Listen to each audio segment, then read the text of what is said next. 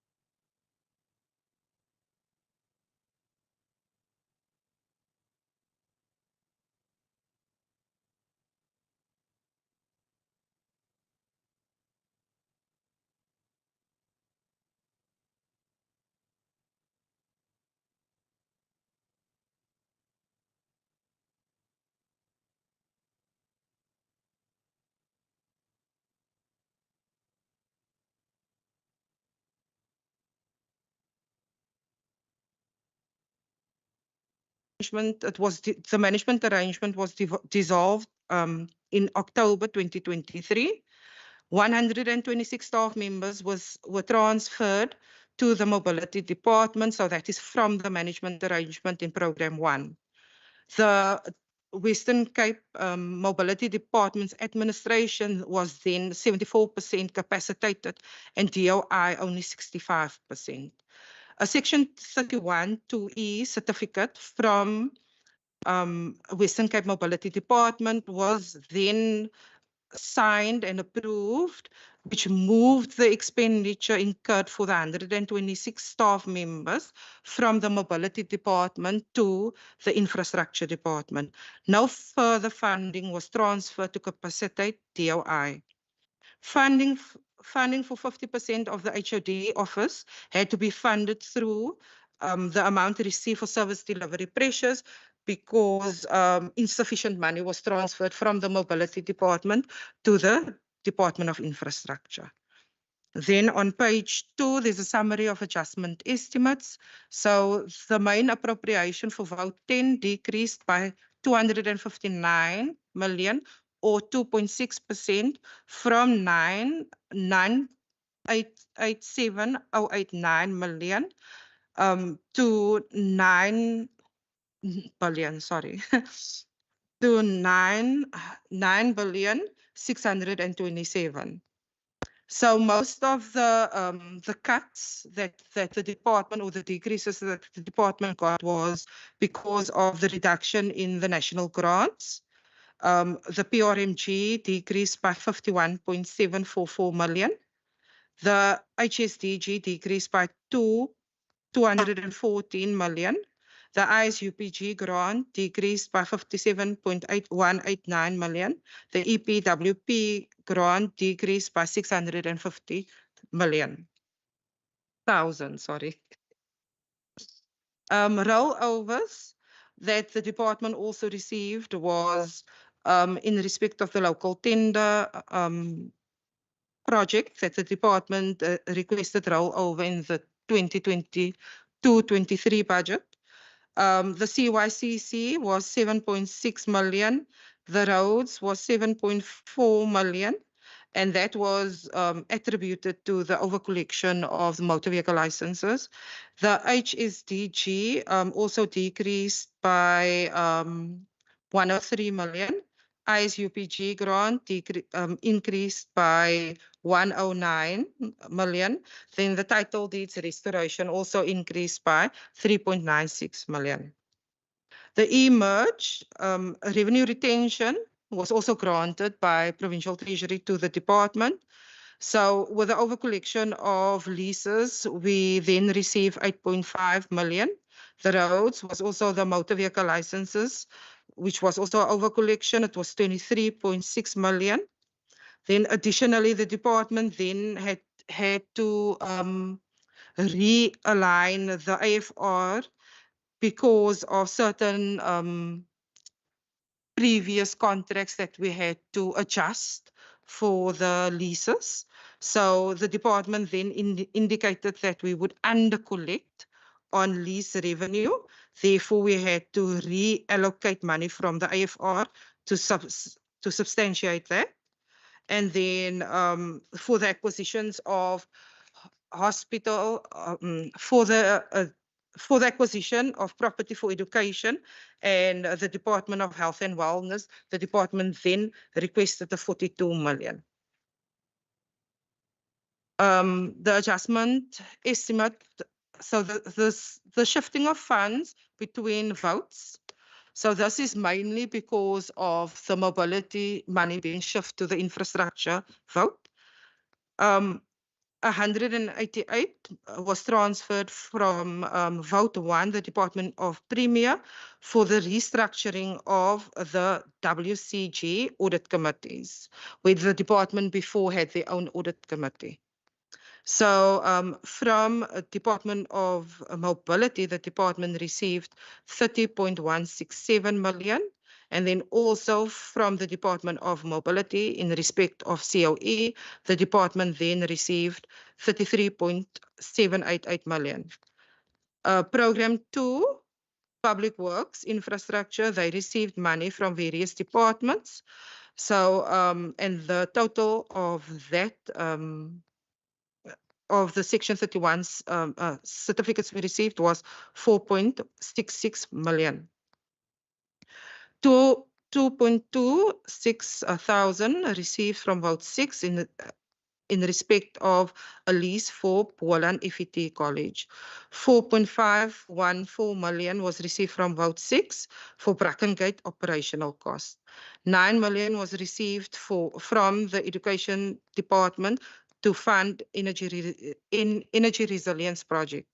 2.7 million was received from Vote 1, Department of the Premier, to move OD from the box. 16.941 was then transferred to Vote 7, Social Development, for an additional bed space at shelters. So that was a project that was cancelled, and therefore we had to transfer the money back. 2.135 million received from Vote 3, Provincial Treasury, for a modernization project. Surrendering of funds for reallocation. So the department then surrendered energy projects, 26.59 million over the MTEF. So that is just to spread the budget over the MTEF. Project preparation facilities, 5.466 to 24-25, title deed restoration 17 million to 24-25, HSAFR projects 21.5 million to 24-25, Belhar relocation 30 million to be requested upon implementation of the project. So the adjustment estimate composition, this is the next slide. So for fiscal consolidation, the department had to save or to cut 2.71 million of the budget. And then out of program 1, the MEC COE was reduced by 717,000. Operational cost was then also reduced by 4 million. Consultants were reduced by 5 million. For program 2, they had to have a cut of, or they had to absorb a cut of 115 million. So the cut was on. So when you talk the ODs and the COEs, can you say in? Oh, sorry. Okay, so COE is compensation of employees. The operational cost that was also cut, that's 4.3. Consultants that were cut was 5 million. Program 2E merge, so that was a project within the department that was cut with 8 million. Staff operational cost was cut by 10 million. Planning consultants were cut by 7.7 million. General infrastructure planning was cut by 2.6 million. Economic development hub was cut by 1.8 million. Capital was cut by 14.7 million. Maintenance was cut by 33 million. Energy performance certificates were cut by 8 million. Leases were cut by 3 million. Property payments were cut by 5 million. Security by 9 million and operational maintenance by 10 million.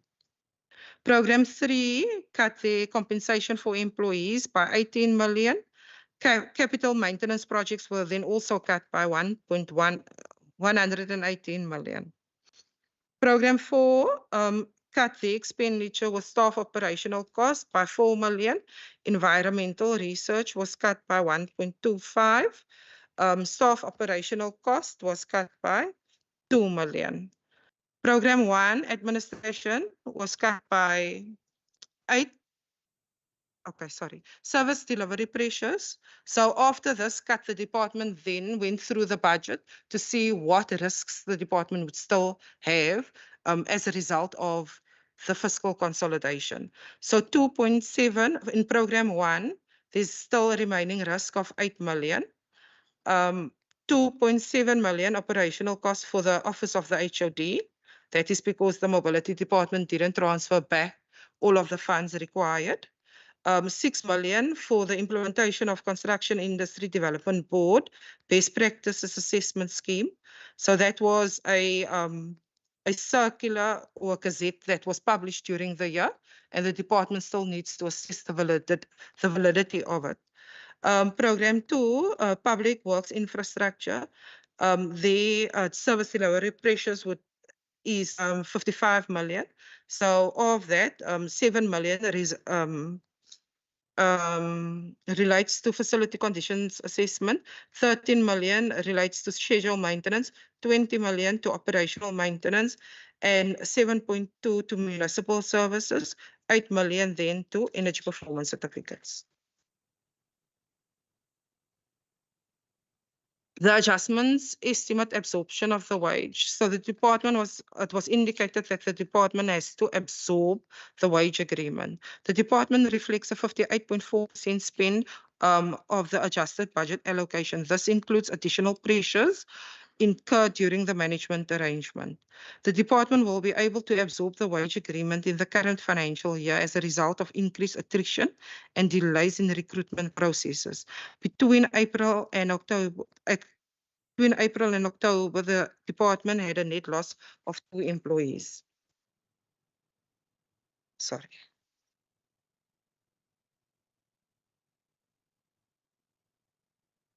Risk addressed through internal reprioritization. So program 1, administration, 3.4 million for current over expenditure on business enhancement tools and 1.3 million on the workplace skills plan. Program 2, public works infrastructure, 3 million health infrastructure capacity consultants, 2 million health infrastructure and education infrastructure, ICT tech refresh, 4.3 million on solar for government buildings, 10 million on cleaning services, 8 million on operational maintenance. On human settlements, security on rental stock was then covered. Remaining risk for the department, MTEF risk related to the sustainability of the program. Program 3, transport infrastructure flood damage for the MTEF. For human settlements, baseline issues that must still be addressed, as certain items cannot be covered by the grant and therefore must be funded through PES allocations. Thank you. Thank you very much. And that is the end of the presentation. Honorable members, I'm going to open up for the questions.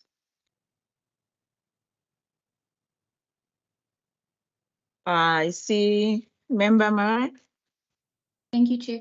Chair, my question doesn't relate to specific pages, but I guess what I would be interested to know is that given the budget cuts, what will be the impact on infrastructure in year and medium term? So in year, how many, for example, schools, hospitals, or upgrades, or maybe new roads, does that mean that we're not going to be able to build? And the same for medium term. Thank you. Thank you very much. I don't see any hand. I'll hand over to, no, Member Kama, I'm sorry. Thank you very much, Chairperson, and to the department for the presentation, and good morning to everyone. Chair, my first question is going to be on page 209. On page 209, sub-program 2.6. Sorry, member, before you continue, 209, your 209 is the electronic version or the blue book? The blue book. Okay. Thank you, Chair. On the blue book, Chair, on sub-program 2.6, I see the reallocation of funds for the solar installation on various buildings. I just want to get a clarity there as to whether these are installed in public buildings and who benefits from the installation. So if you can get more detail on that. Then on page 211, where it talks on the same book, it's program sub-program 4.3.2 on the human settlements development financial interventions. I'm looking at the reallocation of funds for title deeds. There, Chair, I just want to get an understanding of what else is funded through these financial interventions, and with the current performance of the department on the title deeds restoration, what are the strategies put in place to address the challenge of performance, and how will the fund assist, and if we can get a clarity on whether these funds are directly transferred to the municipalities, and if so, what is the rationale behind that? The other question I have on 212, Chair, on the shifting of funds in the same book, I see over 63 million has been received from Vote 8 for budget alignment and for refresh management arrangement. Can we get more details? I did see some of the details in the presentation, but if we can get more clarity around those funds. And secondly, there is a 20 million that is received from the asset finance reserves. If we can get more clarity on the process followed to decide on these allocations, and why are they not used on the pressing matters like your informal settlement fires or acquiring of land for affordable housing in the city center. And lastly, Chair, on page 222, table 10.10.1. I just want to check. I just want to check there, Chair, in terms of the office of the MEC.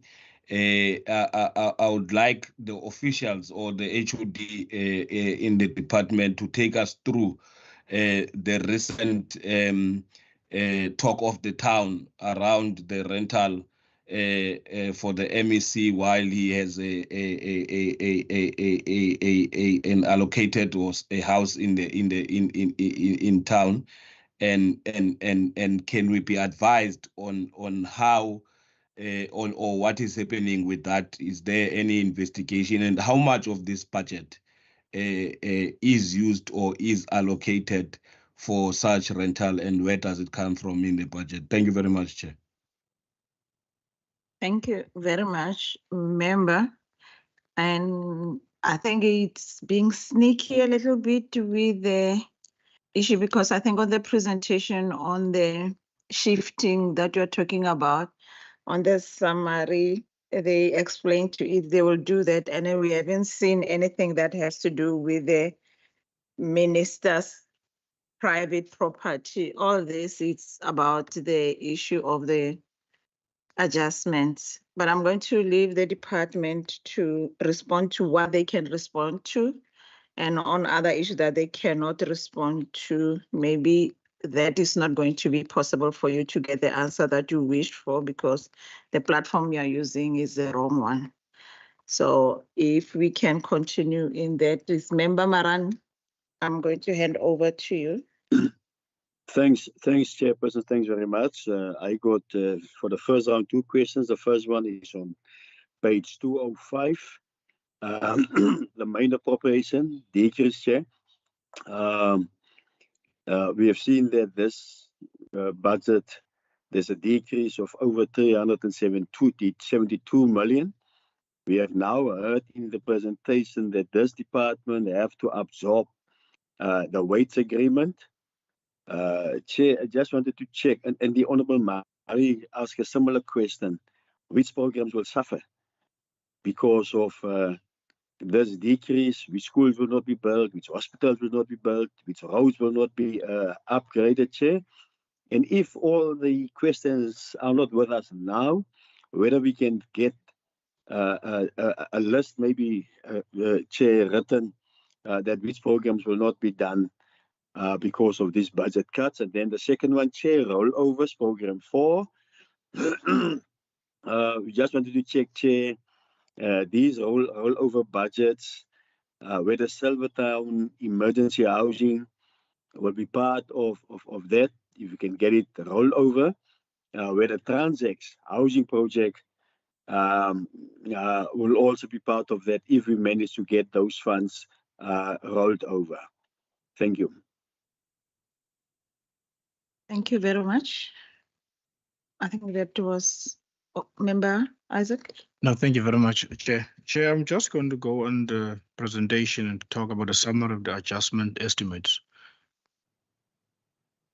Yeah, and one would want to, I see there's a reduction in terms of the national grants. Is there specific reasons as to why there was particular reductions in some of these programs? There's a lot here. And secondly, one would appreciate that we were granted rollovers on some of the programs. And looking at some of the programs here, is implemented in our municipalities. I would have to make a specific example on title deeds restorations. And I don't want us to put the blame on the department. And I'm a little bit worried that we get a rollover, but still we won't be able to spend that rollover due to the fact that our municipalities are actually failing, because the governance in those municipalities is appalling. They can't plan, there's no capacity, and when they don't implement, they want to blame the department. And I just wanted the minister to elaborate on the risk of that rollover being granted and the risk of us not being able to spend. And secondly, there's a lot has been said in terms of absorbing the wage increases. And I just want the department to take us into confidence. Was there any way that you could have, done things differently in terms of this particular wage agreement? And also the impact of this dispute, Minister. That it was a national agreement, it was imposed on us. We had to shift some of our money from service delivery to meet those particular commitments.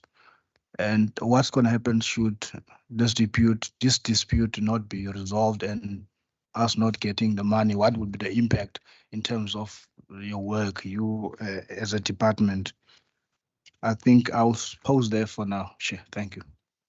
Thank you very much. I think the last one for me will be, when the new departments or the amalgamated departments for mobility infrastructure, when the plannings were, or when the government planned to have that in that fashion, the anticipation of the budget cuts from National Treasury were not anticipated to be as worse as it is. So I just want to find out from the department, with all the plannings, because you are not at the stage that you can say you are stable now, with all the plannings that needed to be done, is there any goalpost shifting that you have to do, or restructuring that is going to be a little bit major for the department for you to run, that you anticipate that is going to have a very serious knock-off effect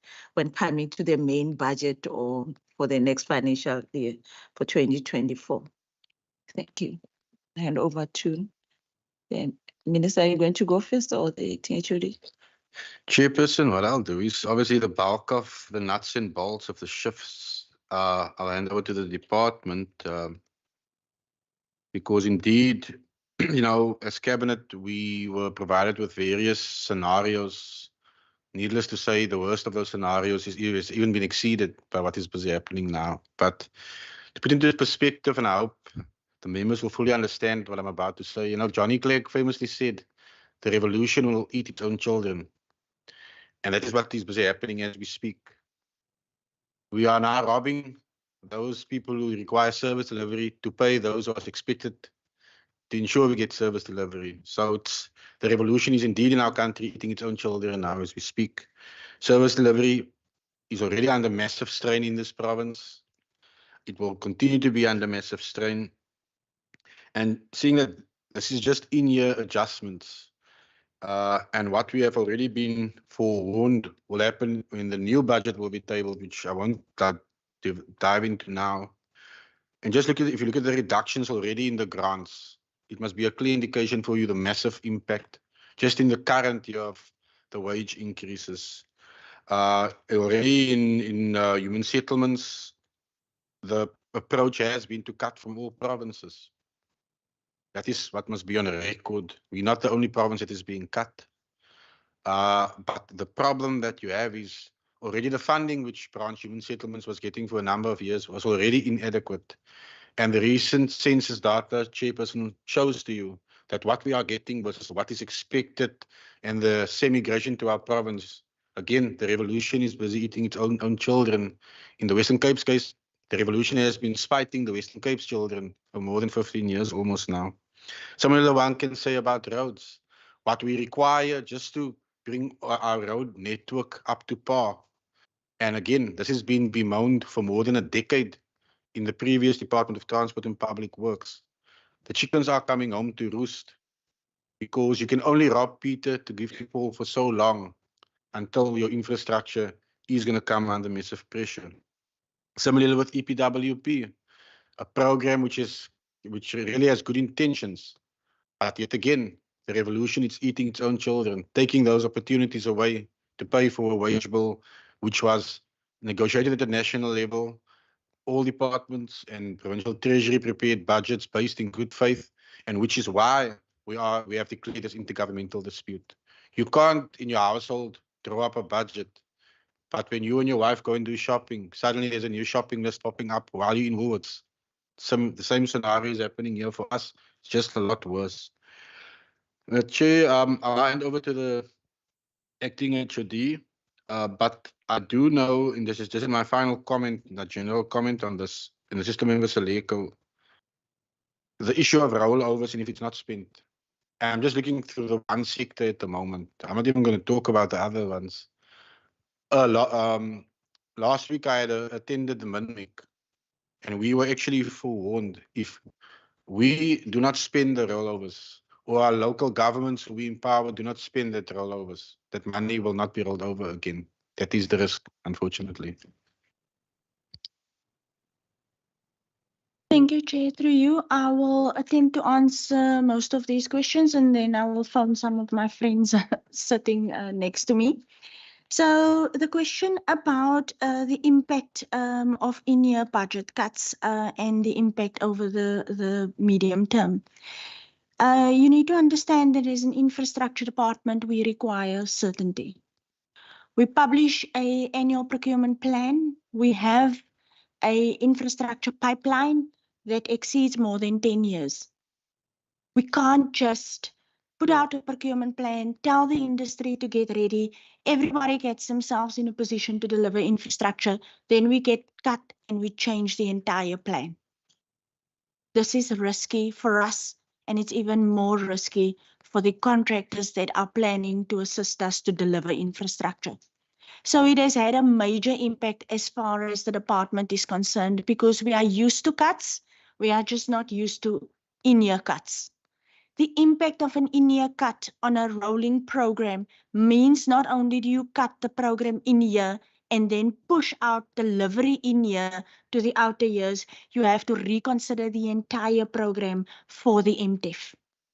In the road space specifically, I need to point out, and the minister made this point, so I'm just going to use one example to try and explain it.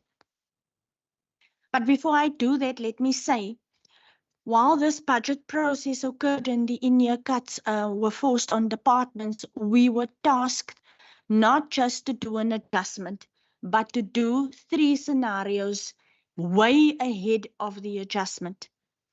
Those scenarios included a worst-case scenario, which was a 7%, 7.5% cut, and a best-case scenario, which was a 4.3% cut. And that is a cut over all programs. No program remains untouched. And I'm going to mix some of the questions because to understand it in context, I have to give you that view. The Department of Infrastructure, unlike any other provincial department in this government, or actually in any other province, spends of its entire budget only 12% thereof on the compensation of employees, in other words, on staff. The rest of it, 68% of it goes directly through a supply chain process, which means direct into project delivery. Another almost 1 billion rand goes for the payment of rates and taxes and municipal services and accounts. You therefore understand that a 7% cut in the Department of Infrastructure means effectively a cut to project money, a cut to delivery. For that reason, when we have tabled the cuts across all of the programs, which you've seen in the slide, when Shafida went program by program to show you the percentage of the cut that everybody had to take under the scenarios, remember the moment that you do that cut, nobody can actually move ahead with that project. everybody has to pause on the projects from which you are cutting their budget, even if it's scenario cuts. The reason for that is until the decision is eventually made, whether that cut is the cut that we're going to carry or whether it's even more than that cut, you can't commit the department even further, because then you will not be able to carry your share of the cut, if it makes sense. So when we then talk about medium term, the impact on the medium term, let me just give one scenario for the purpose of illustration. With the floods hitting such a vast extent of our road network, we've had to redirect current normal roads program budget to deal with the floods. We've had floods in December, which carried through into the new financial year, which is this one, 23-24. Then we've had June, we've had August, we've had October. We've had, as a department, no relief funding to cover for these floods from anyone.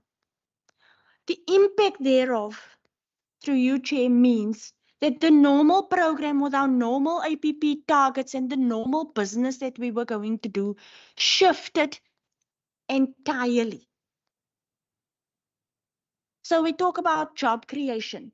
In a situation of a disaster, your key there is protecting, is to make safe, is to ensure that no life, limb, or assets are lost. For that reason, that is the primary focus. And in the year under review, what we've done, or for the budget, adjustments budget purpose, what we have done is we've redirected all of the internal funding for the program of this year to fix some of the flood damage, because we couldn't do everything. The department at this particular point in time is 845 million rand short to just fix and respond to 70% of the flood damage. If we don't get that, we can't even fix 70% of the flood damage. If we don't get anything more, then the 30% left means that flood damage we won't be able to fix. That pushes out the roads program by more than 2 years in some instances already, if we don't get 845 million. The 845 million in and of itself means we are only able to repair like for like. If we take into account climate change considerations and therefore build things back better or build them back more resilient, then it means that you have to take that cost, that amount, and it almost works out double. You have to increase it by 1.5 times in order to respond to that. When we talk about the solar installations and the question around the solar installations, I'm going to ask, yes, the answer is yes, it is provincial owned government buildings. And I'm just going to ask Andrea to speak to the nature of the kind of installations and the aspects that we are dealing with, so that there's more detail about what it is that we're installing, how we are trying to still respond to the energy crisis.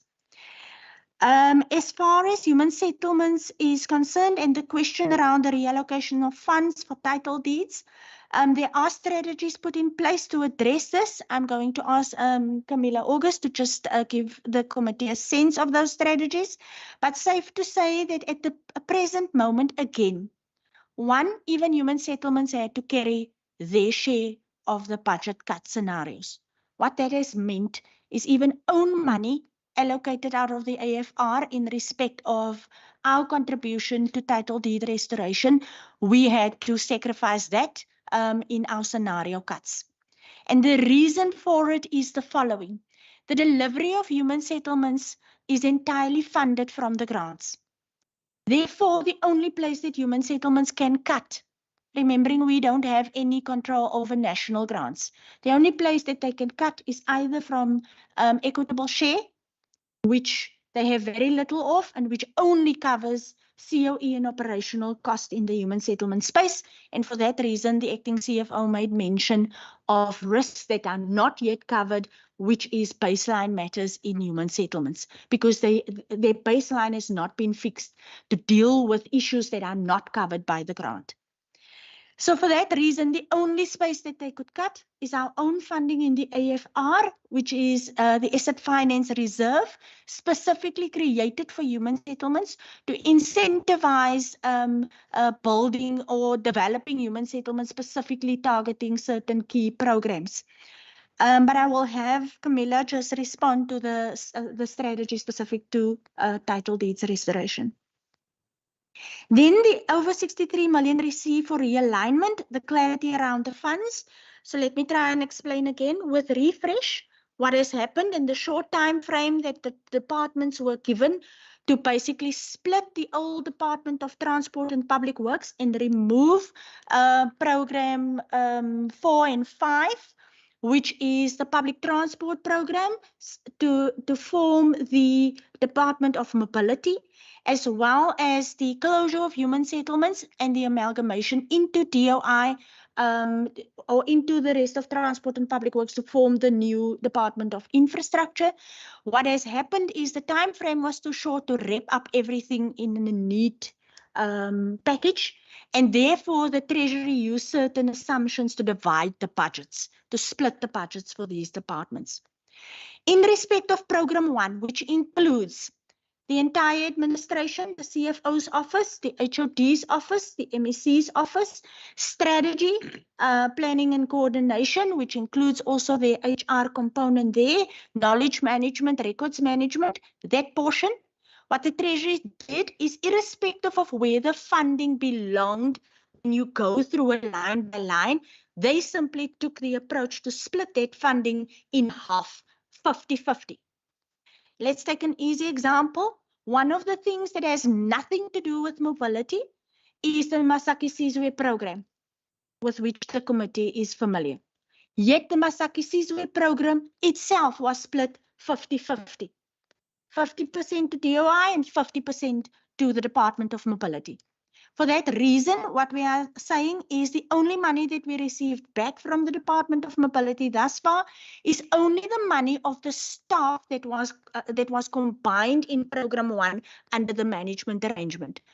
The reason for that was because the structures were not finalized for Program 1 on the 1st of April 2024.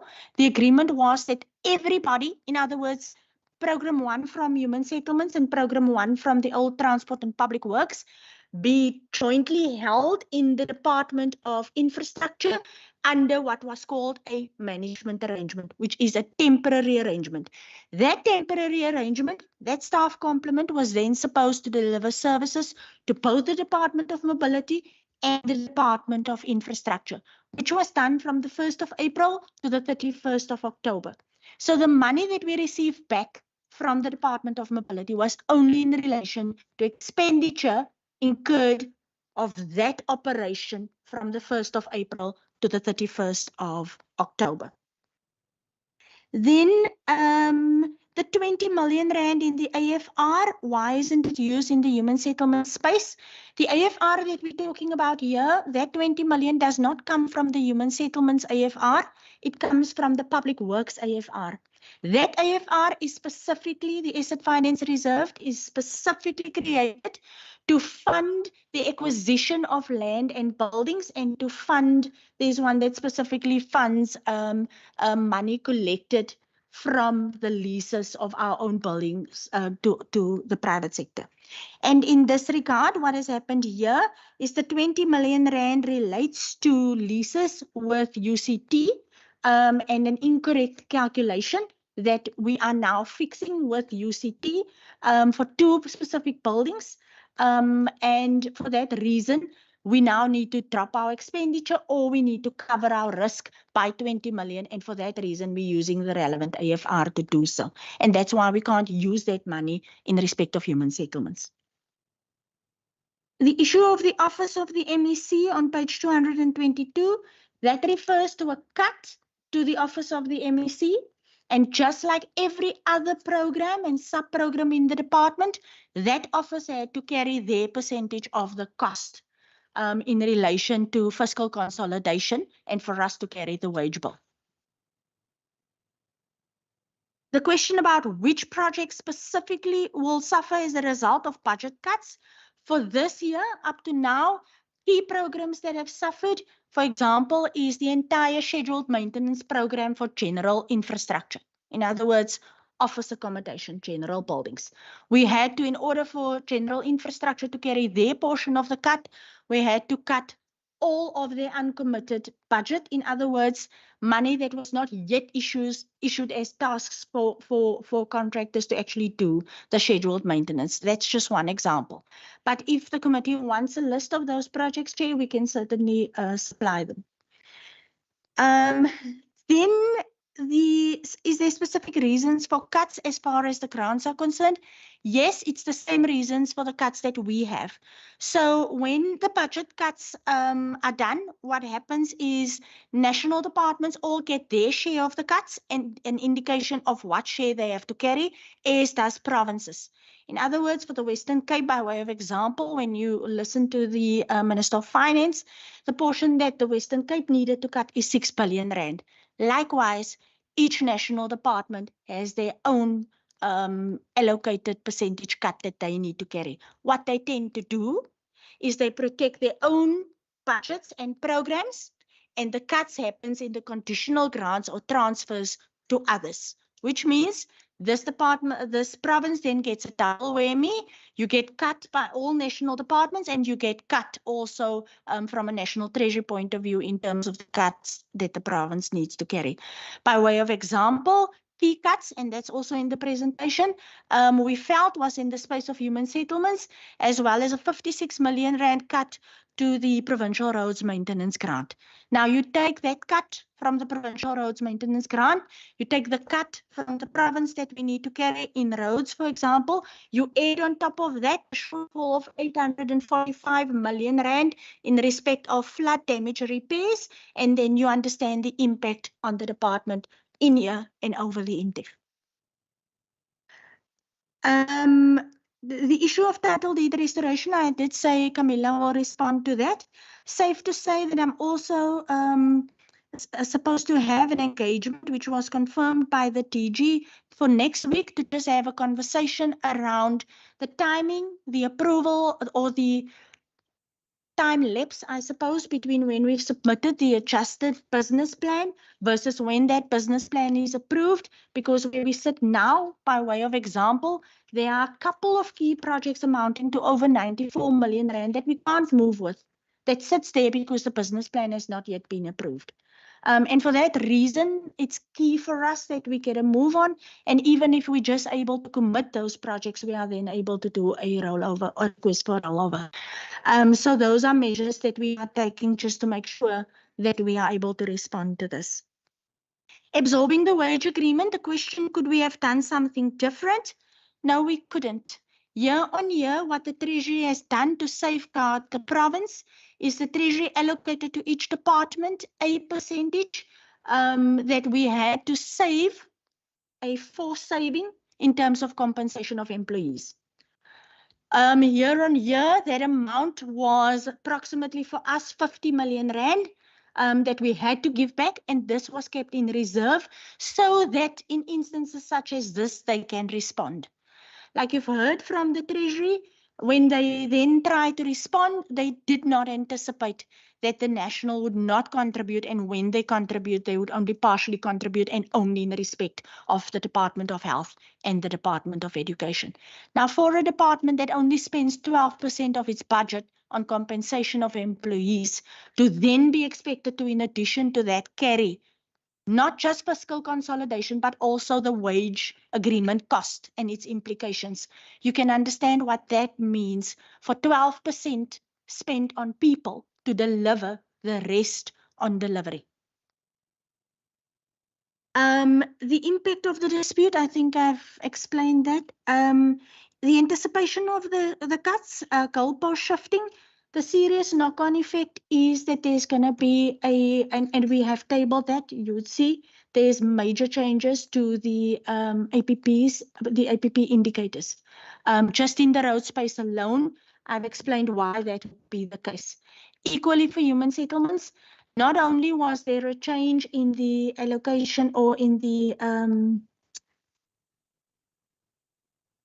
quantum allocation, which meant they needed to submit a readjusted business plan right in the beginning of the year, which meant a delay until that readjusted business plan is approved. Then there was the cuts, which means a resubmission of a business plan. Then there was the adjustments, which means a submission of the business plan. And all of this in an infrastructure space means uncertainty, which means you can't commit, not us, neither the municipalities. And the second one is, of course, we're now going into the construction holiday. Again, time lost. And therefore, the timing of this and the impact of in-year cuts is devastating to an infrastructure department. With that, Chair, I'm just going to ask Andrea to give an indication of the nature of the type of solar installations across government buildings. And then Camilla to just then give a sense of the title deed restoration. Thank you, Chair. Thank you, HOD. Morning, Chair. Andrea Campbell, Acting DDG Public Works. In terms of the solar photovoltaic for government buildings, yes, that is provincial government buildings. The kind of work that entails is both so-called ground-mounted solar PV systems, such as we recently installed at the Green Office building on the Karl Bremer Hospital site, as well as at the Cape Teaching and Learning Institute in Kuils River, CTLI. We are currently busy with a further ground-mounted solar PV installation at the CTLI. And whilst it's not solar, I can mention that we have just completed a battery and inverter backup system at the CTLI, which is a matric exam marking center, possibly in the nick of time, if I might add. Thank you, Chair. Good morning, honourable members. My name is Camilla August. I'm the Chief Director responsible for Human Settlement Planning, standing in for DDG Lavika Skiedman today. There were two questions in relation to title deeds. I think I'd like to start with the second one, which spoke to the impact of the rollovers on the municipalities, given that the municipalities are the ones primarily responsible. I think that essentially has been the core, the heart of the problem going forward. It's that it cannot, the province accounts for the responsibility that's at a national level, at the municipal level. What we are trying to do is to change that dynamic, to take more control of reporting and put in place systems that back up the reporting that's being put in place by the municipality. So essentially, we now intend to have a data-led approach in terms of how we respond to title deeds. The department has just approved the appointment of a data analyst, which will allow us to take deeds, dump information, and compare it to the HSS. So our data is going to be better, and municipalities then verify the data rather than provide the data. So that in itself, I think, will have a significant impact in terms of the backlog, given that much of what we're doing is under-reporting. The municipalities are not necessarily providing the information that we need, but by us verifying the data online through the different systems that our sister government spheres have got, it will improve that. We are also looking at, when we assess a business plan application for title deeds from the municipalities, previously what would happen is the municipality says, I'm going to spend so much on title deeds this year. This is my business plan. We then approve the money and we allocate the money to them. What we've now done is we've prepared a readiness matrix that looks at the different steps within a title deed.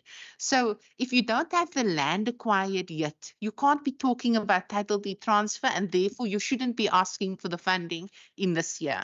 So we're looking at specific project-specific status in order to guide how we allocate funding.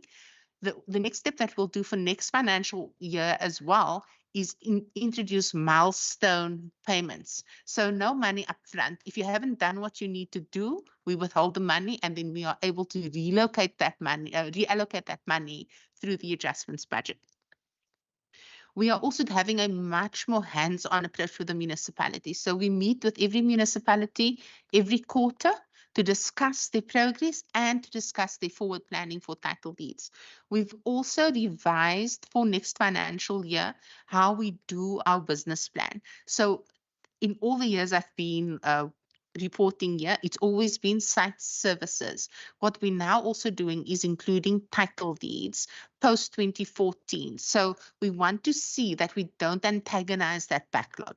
If a house is built, the project must close out. We must report that we built 50 houses. We've transferred 48 because 2 persons have passed away. So now there's 2 that adds to the backlog, and we can then have a focused approach for that.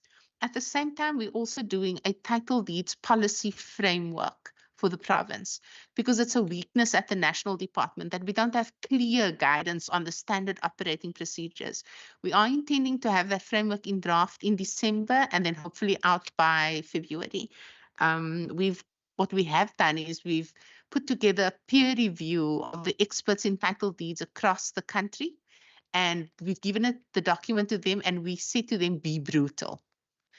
Identify the gaps so that we can respond to it. So it is something exciting we're looking forward to, and hopefully it will help change the dynamic of how our municipalities respond to title deeds. I think that's it. Thank you very much. Thank you very much. Honorable members, second round of the questions. I don't see. Okay. Honorable Mar. Thank you, Chair. Chair, mine's not a question, it's just more of a comment. I just wanted to say that I hear the extreme frustration that the officials are facing and the extreme pressure that they're under. And I just wanted to thank them for their dedication and their hard work during what is an unbelievably difficult period, and commend them for it. We understand that these budget cuts don't make anything easier and are going to compromise a lot of the work that they're doing. It's going to actually have a massive impact on the day-to-day living of people. But in any case, we thank you. Thank you very much. And maybe if I can add, another challenge is going to be as the money is being shifted to react to the floods, the maintenance of our roads is going to be a big issue, because if maintenance is not happening, that means now by the time you go back to the roads, it's going to be, you have to restart those roads. So it's the ripple effect is really huge than we anticipate. And also I think we have to eventually say in Western Cape, the houses that have to be built, it has to be for people that are 60 years and above. And no any under 60 have to receive the house. They can always receive the service plans. But there is an argument that can place to be debated. I see Honorable Member Maran and Kama in that order. Thanks, Chairperson, and thanks very much for the responses. Chair, the embassy have spoke about the rollovers, and that it can't be rolled over time and time again. And they have received a warning that if they don't spend the money this time around, money will not be rolled over. In these municipalities, most of them have received clean orders over the last couple of years, but they failed when it comes to especially service delivery issues, human settlements, to build houses for our people, to spend these monies. Just a commitment from the officials maybe to present us with a list of those councils that have not spent their monies and what the amounts of. It can be in writing, Chair. Also, Chair, the budget cuts and to absorb basically the wage agreement was a decision by this department. These departments have agreed to take to absorb the wage agreements. But it's this department who have decided to cut short projects, cut short service delivery, whether it's hospitals, whether it's roads, whether it's schools, Chair. And I've asked in my initial question whether it's possible to get a list of all these. The Honorable Marie have also asked a similar question. to get a list of all these projects that will be stopped. And the indication also, Chair, some of these projects might be held for 2 years or even more. Whether we can just get a list of these infrastructure projects, Chair, and we can even make it part as one of our resolutions for the department to get it to us. Then, Chair, my last question is in page 213, program 4, human settlements, 30,000 rand, BLR relocation development project funding, surrender to asset finance reserves for reallocation upon implementation, Chair. And it's actually a bit sad, Chair, that not only Silvertown project that has been experiencing delays due to disagreements between the province and the city over rezoning application. And I just wanted to check, Chair, because the MEC have intervened on other matters, whether there will be intervention from the MEC to get us over this hurdle, the difference between the city and them about disagreements, rezoning issues. I just wanted to check whether the MEC will intervene to make sure that we get over that and to start delivering services to our people. Thanks. Thank you. Member, just to be clear also of the information that you need written, we do have a list of the tabled adjustment on page 227 until page 244. Did you see that list? Is it the list that you are talking about different to what is in the blue book from 227 to 244? Just for the department to get a specific that they respond accordingly. Look, Chair, there's a reduction. The main appropriation has been decreased by 307, more than 372 million. I haven't looked at that specific page. The same as the Honourable Murray asked, Chair, whether we can just get a list of these particular projects that will now be halted. A list of that, and yeah, Chair, thank you. Okay, they will send that in writing. I think the HOD have captured what is it that you want to receive. Member, thank you very much, Member. Member Kama, I'm with you. Thank you very much, Chair, and let me appreciate the responses from the department so far. Chair, mine is sort of a follow-up around the rollovers. You know, I've seen, it's just that I must be honest, I have not checked the past years in terms of this department as it relates to the informal settlements upgrading partnership grant. But I've seen, for example, that even in the city, you would have many instances where the USDG grant is returned to national government. Now, in the context of the provincial government safety priority and what is raised in the fight against crime around the issues of the difficulty of policing in the informal settlements. And now one wonders what could be the impact of these consistent underspending or non-spending of the monies that are given to upgrade informal settlements.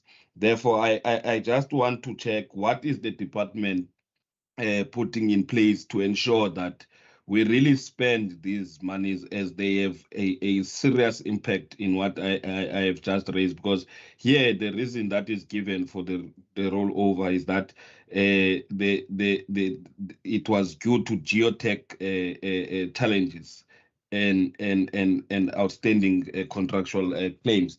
But what is the planning and strategies in place to ensure that these monies are fully spent? Because as one is now starting to pick up that it might be deliberate that these areas are not developed and this money is not sufficiently used. And if that is the case, it would be very sad because it really impacts on policing. It really impacts on crime in the province in general, and infrastructure is a very important department in creating a conducive environment for policing and for creating a community that is safe. Thank you, Chair.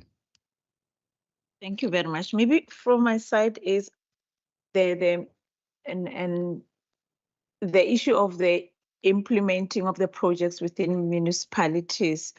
You do have the matrix that they had to conform to for you to can do the allocation. And now I heard Camilla's talking about the need to be the stringent measures now to make sure that a municipality is really ready for the implementation of the project. So I want to know that, are you going to do the due diligence in their readiness for this province above the metrics that national is doing? And then what have you diagnosed that is a problem for you to have that list of the due diligence as you assess to say now you have to try to have the list that you have to make sure that the municipalities they are ready. But now saying that, how are you going to really, because the challenge that we have identified also as the committee is the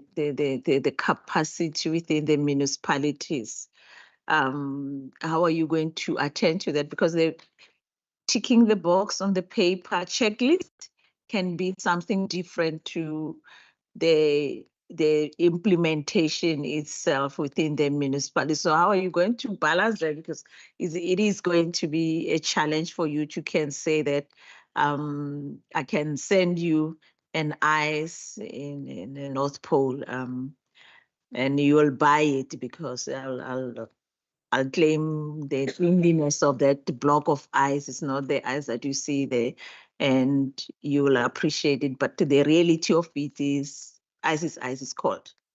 You get what I mean? So that is what I want to find out. What is it that you have diagnosed and challenge that we have identified, all of us, of the capacity in municipalities to be held accountable when coming to implementation of the projects? How are you going to deal with that? Because now you have to really be to assure and have that assurance from your side that the project will be implemented.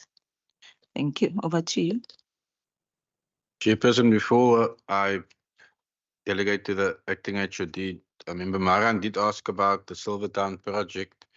I would just like to refer the member to my response to his chief whip in the House during the month of October, where I indicated the following, and I'm reading from my speech for him. I indicated that, my department met with the project steering committee during the month of October, to be exact, the 13th of October. We communicated to them as such, when construction is due to commence. In terms of the planning approval and what that do, I indicated during that speech that the city approved the Section 55 application by our department to ensure that the planning issue is resolved, which could activate that. So I think makes the members' question mute.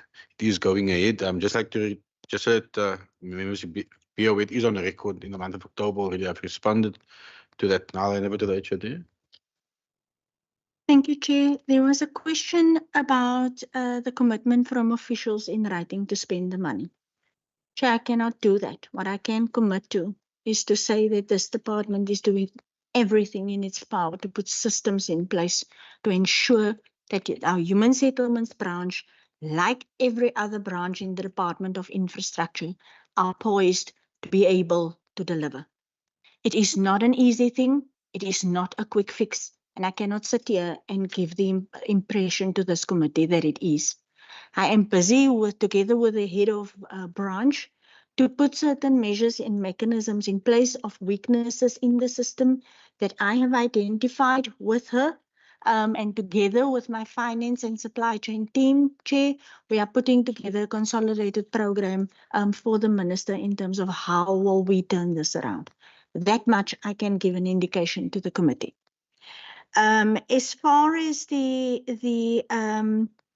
implementing of projects to municipalities are concerned, and what is the problem? So there are various problems. They are not the same, and it depends really from municipality to municipality. But I want to make an example of some so that I can give an indication of what are we doing now.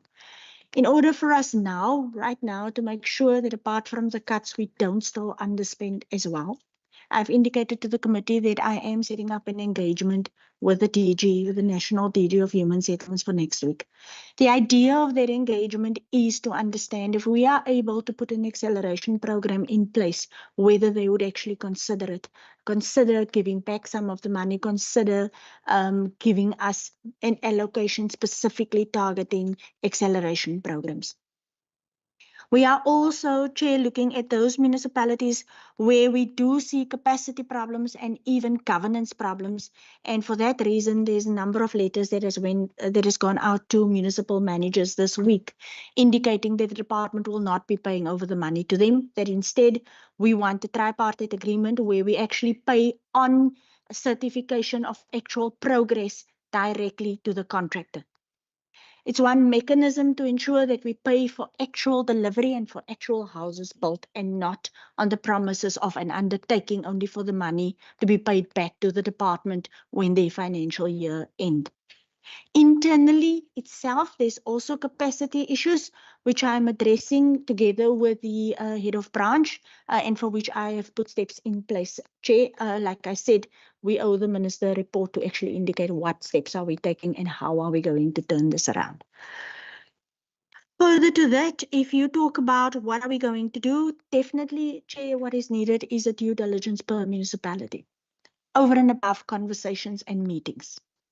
And it's not about a tick list, it's about actually saying no project goes onto that business case unless people are appointed to do the work. We've understood who's appointed, we've understood what is going to do, what is going to happen. Even as far as the implementing agents are concerned, together with the CFO, we are actually scrutinizing the memorandum of agreement. This is a meeting that I've had with the minister to explain what my concerns are. And Chair, even the way in which the delivery is scheduled and programmed and how much of what by when is an issue. And for that reason, I'm also setting up direct meetings with the implementing agents so that I can understand why is this the case?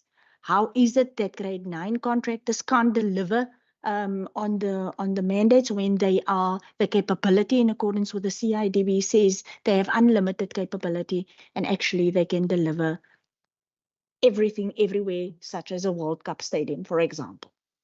So Chair, those are some of the measures that we are taking. By no stretch a full commitment to this committee that I can stand here and give you in writing a commitment that we are able to spend every cent. The timing, the approvals that's not in place, when we will get it, all of those things play a crucial role as to when we are able to actually go out on tender as well. The National Treasury has issued a stern warning saying we must understand that it is construction break.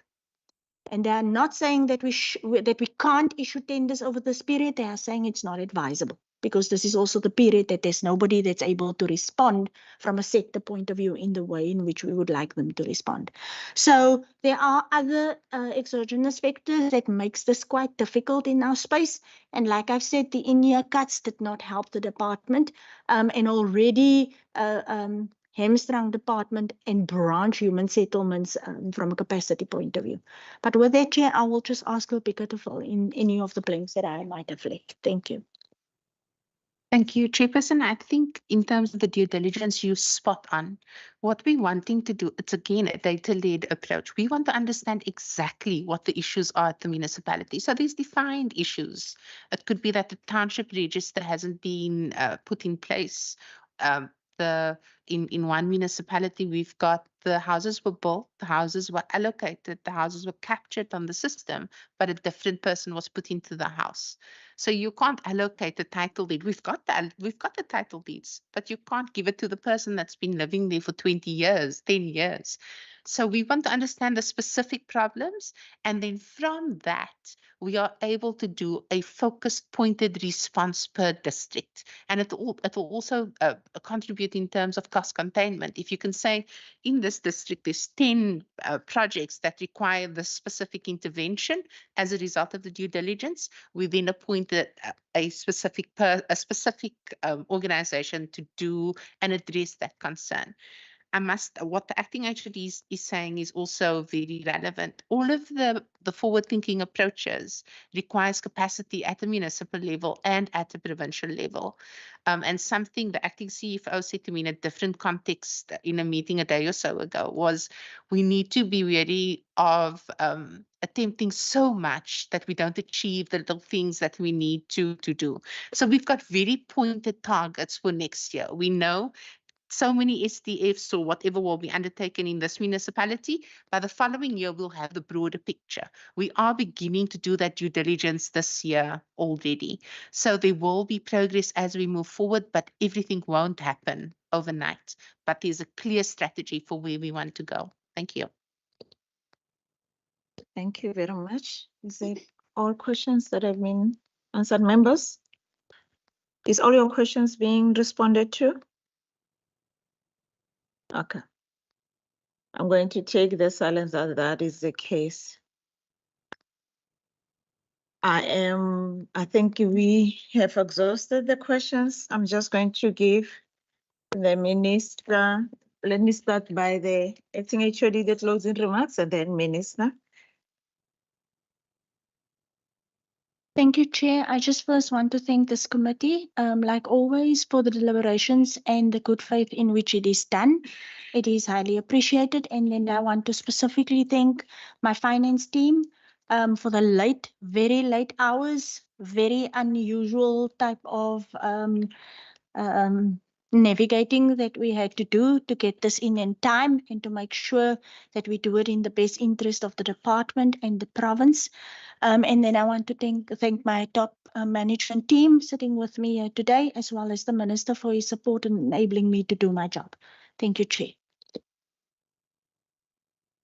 Thank you very much, Chairperson and the Standing Committee. Indeed, just to prepare the adjustment budget was not an easy feat, given the picture I painted when I did my opening remarks. And I do want to thank Chantal and Frida and the team and all the branch reps for ensuring that we can, to some extent, continue what we are doing under very difficult circumstances.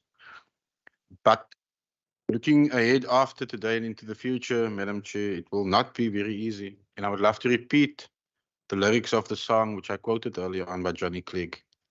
And the song is aptly titled, "The Revolution Will Eat Its Children." That is busy happening. And he said, "The revolution will eat its children. I see the river of dreams running dry," and the song continues. But even though we are going through a difficult time in the Western Cape, we also embrace something called evolution. And that evolution will see innovation trump a revolution which is eating its own as we speak. Thank you.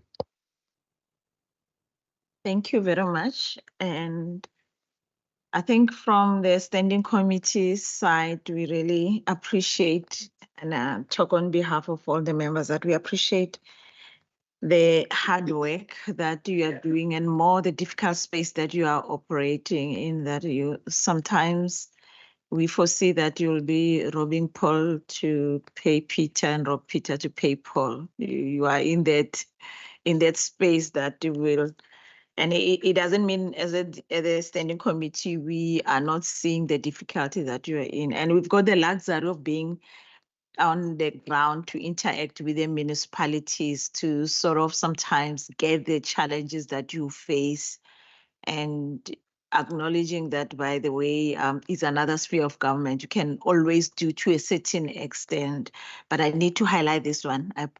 I love the part that you are going now to have an agreement to pay the implementing agents within the municipalities, because it's one of the issues that has been worrisome when you see performance of other municipalities when coming to implementing the projects.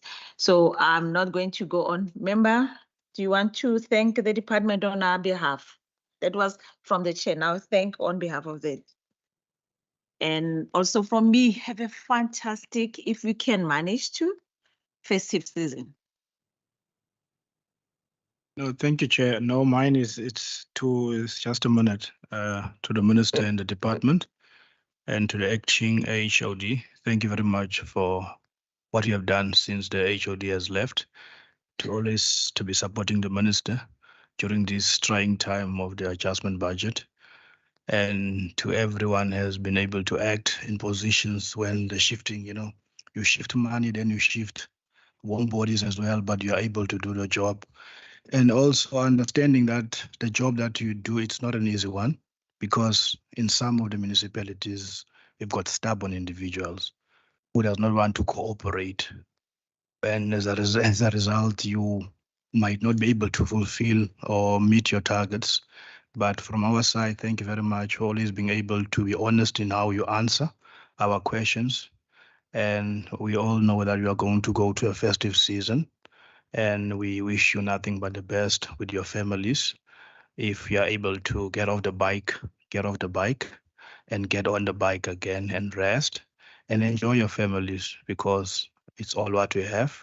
Or, because 80% of our time we spend in these corridors, and we only spend 20% of our time with our families. But at the end of the day, when our time has come to an end in these corridors, we will be spending 80% of our time with our families. Let's appreciate them, and let's appreciate their support. Let's support them during the festive season. And if you want to go, if you like swimming, please enjoy the beach. And then if you like hiking, please go hike. And some of us won't rest because we have to fight for another lifetime. With those few words, enjoy the festive season and a prosperous 2024. Thank you very much. Thank you very much. I'm going to allow you to leave us as we wrap up with the members, but no wasteful expenditure at the end of the year. There is a coffee because I made you to wake up early in the morning because of the traffic of Cape Town, Minister of Infrastructure. And so there is a coffee and a bit of a snack so that the sugar level doesn't drop while you are driving. So go and boost it and we'll see each other. Anyway, thank you very much. Appreciate you. In the members lounge.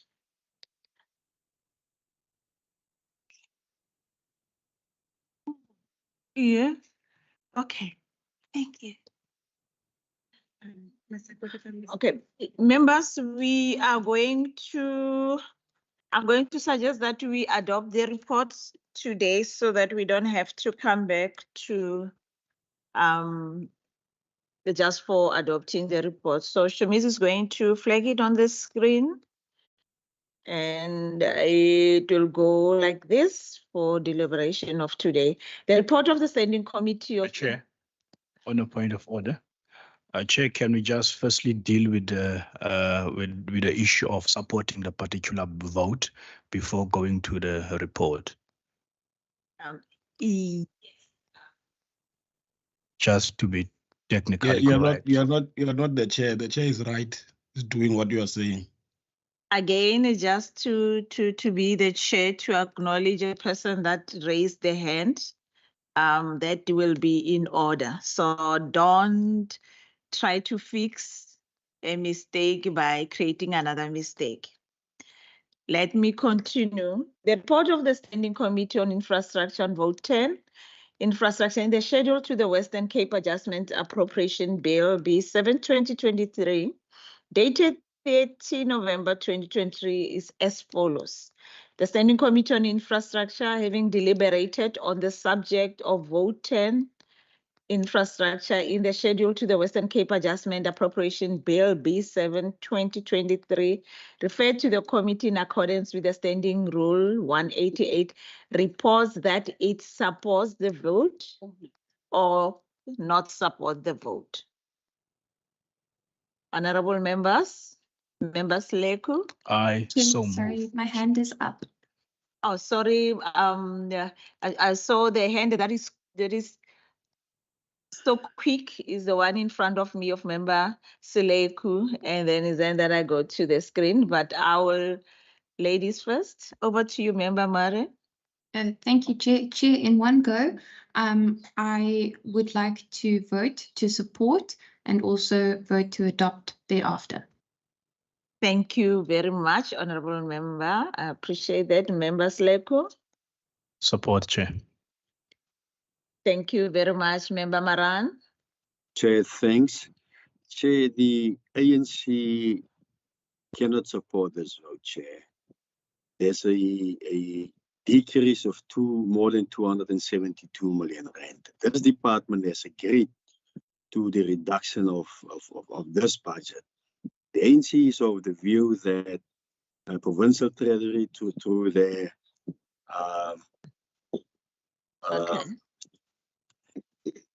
reserves could have absorbed some of these cuts, of which they have not done, Chair.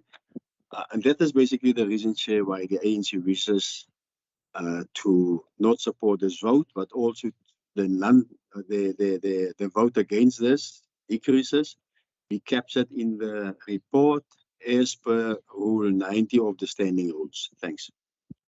Okay. So any other hand? I don't see any hand besides Member Maran. Okay. So our report will be this way. The report on the Standing Committee on Infrastructure on Vote 10 Infrastructure and the schedule to the Western Cape Adjustment Appropriation Bill, B7-2023, dated 30 November 2023, is as follows. The Standing Committee on Infrastructure, having deliberated on the subject of Vote 10 in the schedule to the Western Cape Adjustment Appropriation Bill, B7-2023, referred to the committee in accordance with the Standing Rule 188, reports that it supports the vote. In accordance with Standing Rule 90, the African National Congress expressed its minority view that it does not support the vote. I present the report to you. Any members, Sleko? I propose that you adopt the report, Chair. Thank you very much. Member Maran? I second the adoption of the report, Chair. The report is a true reflection of what happened in the meeting. Thanks. Thank you. Thank you very much, honorable members. Honorable members, that is our report, and I just want to hear any resolutions. Chair? It is what we captured is the list of council of the municipalities that have not spent their money, and the list of all projects that are going to be stopped. Is that? For my side, that's it, Chair. Okay. Member Maran, we captured, Member Mari, we captured yours also? Yes, I'm covered by that. Thank you very much. Thank you. Member Sleko? Chair, I don't know how we can capture it, but the issue of the capacity at municipalities, maybe I think the department, especially just on housing sections, that we just need to see. Maybe the report be given to us in terms of the qualifications in this housing sections. I don't know whether we are, out of order in that regard, but the issue of capacity keeps on popping up because we just need to say, no, in municipality A, there is a problem in terms of that whenever we have to give support, then at least we know what kind of support to give. But just a report on the challenges experienced by our housing units in a municipalities, Chair. Maybe if I can suggest that rather than getting the information, we can have the beginning of the year, have the agenda points to get the